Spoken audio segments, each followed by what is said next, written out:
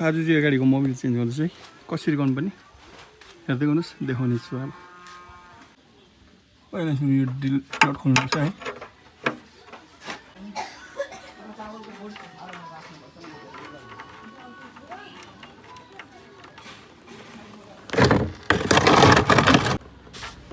हेर्नुहोस् मोबिल झऱ्यो है यही चाहिँ ड्रिल गरेको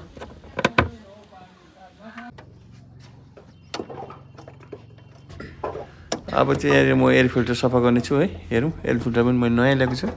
हालत कस्तो रहेछ हेरौँ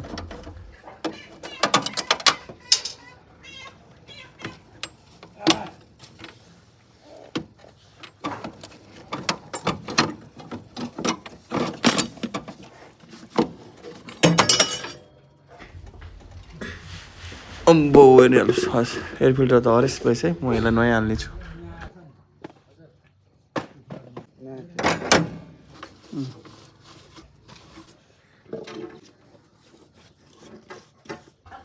एयर फिल्टर नयाँ हाल्नु अगाडि चाहिँ यसरी मजाले साफसुफा गरेर हाल्नुपर्छ है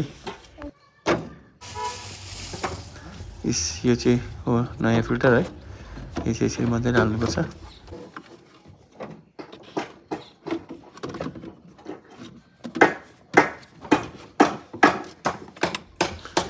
यो यसको यहाँ लक हुन्छ है लक ट्याक अड्काउनुपर्छ यहाँ टक्कै मिलाएर राखेपछि यो क्लेम लगाएर 12 नम्बर नट हुन्छ है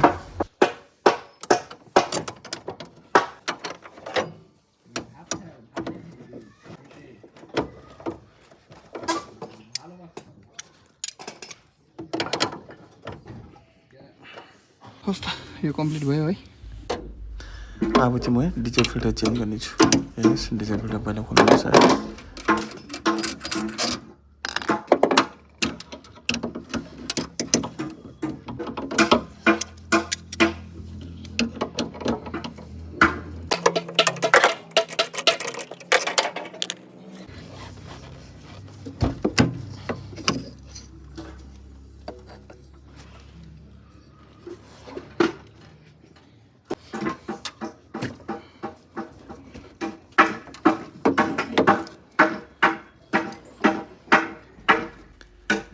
यो भित्र लबर हुन्छ है यो दुईटा लबर चेन्ज गर्ने छु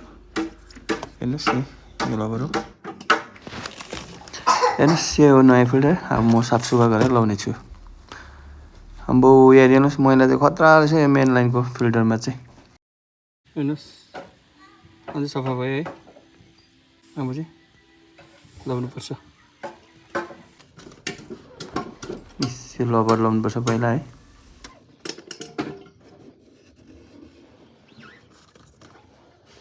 यो कम्प्लिट भएपछि चाहिँ यसमा फिल्टर लाउनुपर्छ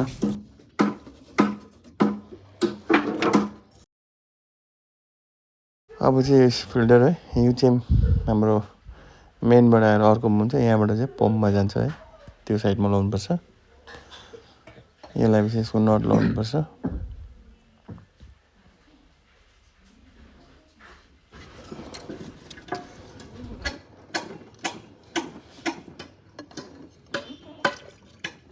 यो जाली भएको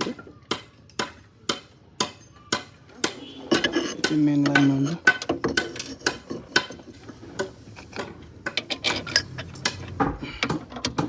यसलाई चाहिँ सबै फुल टाइट गर्नुपर्छ नत्र हावा लिक हुन्छ है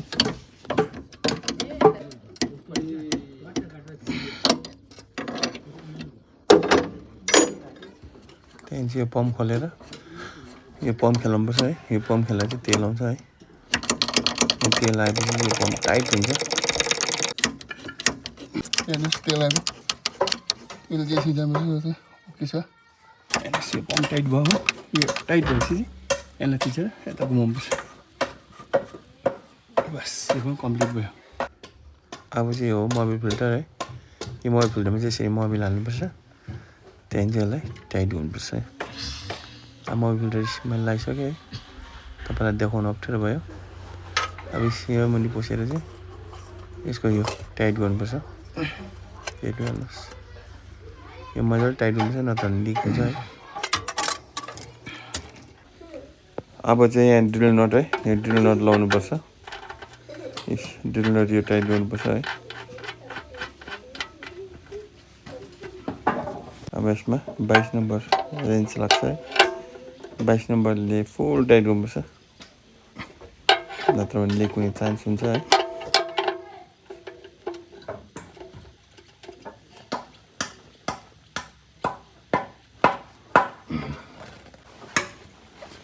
पुसिराख्नुपर्छ है, लिक हुन्छ हुँदैन देख्छ अहिले। अब चाहिँ मोबिल हाल्ने टाइम भयो है।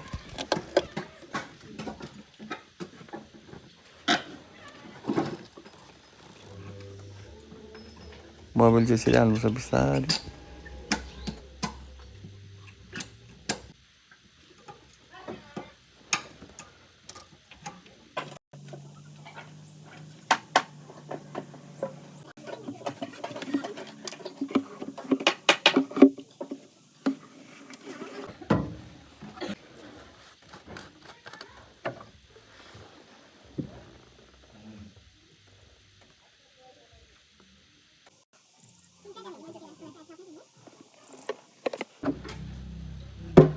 कम्प्लिट भएपछि चाहिँ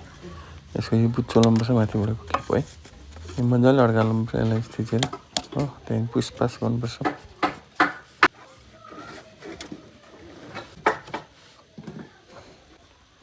अब चाहिँ स्विच अन गर्छु है। स्विच अन गरेर स्टार्ट गर्छु, हेर्छु। ओके भएछ।